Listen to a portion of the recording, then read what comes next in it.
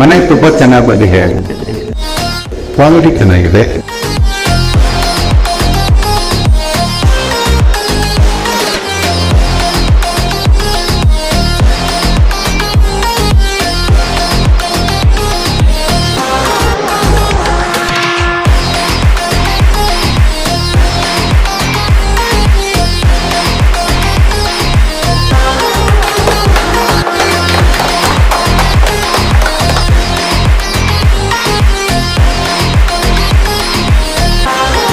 Big bolt ಅವರು ತುಂಬ ಒಳ್ಳೆ ಸರ್ವಿಸ್ ಡೆಲಿವರ್ ಮಾಡಿದ್ದಾರೆ.